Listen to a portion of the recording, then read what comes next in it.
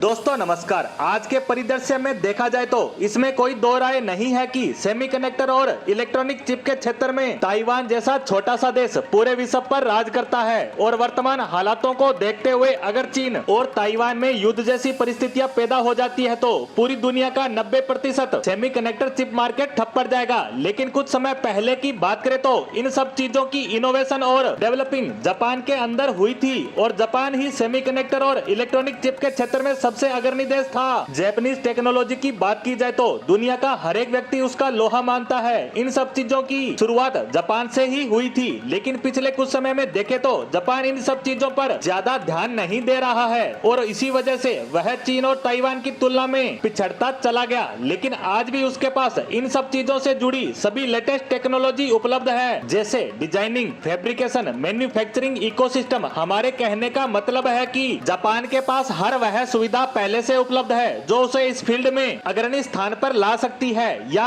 वह जब चाहे किसी भी देश की मदद कर सकता है और यही सब सुविधाएं वह भारत को देने जा रहा है। दरअसल दोस्तों, कुछ दिनों पहले जापान का एक बहुत बड़ा डेलीगेशन भारत आया था और उसके भारत आने के बाद केंद्रीय मंत्री अश्विनी वैष्णव के साथ सेमीकंडक्टर चिप के मुद्दे को लेकर चर्चा का दौर चला और उसके बाद से ही संभावनाएं जताई जा रही थी कि जापान द्वारा भारत में किसी बड़े इन्वेस्ट की घोषणा जल्द ही की जा सकती है। और अब इसी से जुड़ी बड़ी खुशखबरी आ चुकी है कि दोनों देशों के बीच सेमीकंडक्टर चिप को लेकर एमओयू साइन किया जा चुका है। केंद्रीय मंत्री अश्विनी वैष्णव ने इसके हवाले से बताया है कि भारत और जापान ने सेमीकंडक्टर डिजाइन, मैन्युफैक्चरिंग उपकरण पर अनुसंधान करने, स्किल विकसित करने, सेमीकंडक्टर आपूर्ति श्रृंखला में मजबूती लाने के लिए एक ज्ञापन पर हस्ताक्षर किए हैं। आपको बता दें कि सेमीकंडक्टर परिवेश के संयुक्त विकास और अपनी वैश्विक आपूर्ति श्रृंखला के लचीलेपन को बनाए रखने के लिए जापान ने भारत के साथ एक समझौते पर हस्ताक्षर किए। इसी के साथ जापान इस क्षेत्र में भारत के साथ समझौता करने वाला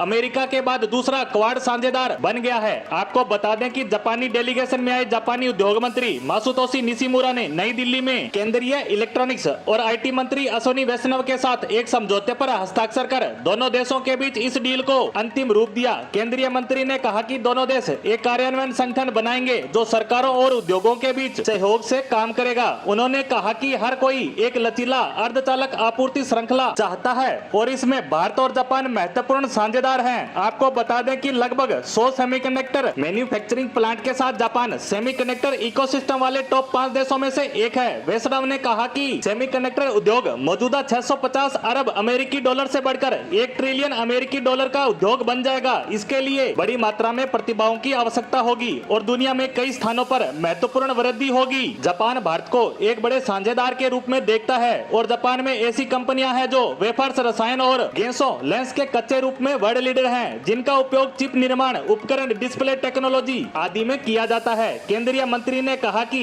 अगर हम इस बेस को भारत में ला सके तो यह एक बहुत बड़ा मील का पत्थर होगा। सरकार ने जापान के सेमीकंडक्टर उद्योग निकाय रैपिड्स के साथ चर्चा शुरू कर दी है। वहीं केंद्रीय मंत्री ने चीन द्वारा रेयर्स मिनरल्स, गैलियम और जर्मेनियम के निर्यात पर लगाए प्रतिबंध पर किए सवाल का जवाब देते हुए कहा कि इस कदम का भारत पर ज्यादा प्रभाव नहीं पड़ेगा, क्योंकि भारत सहित दुनिया में इन महत्वपूर्ण खनिजों के कई बड़े स्रोत पहले से मौजूद हैं। इसी के साथ भारत और जापान की इस महत्वपूर्ण डील पर हमारी आज की पोस्ट को यहीं समाप्त करते हैं। धन्यवाद।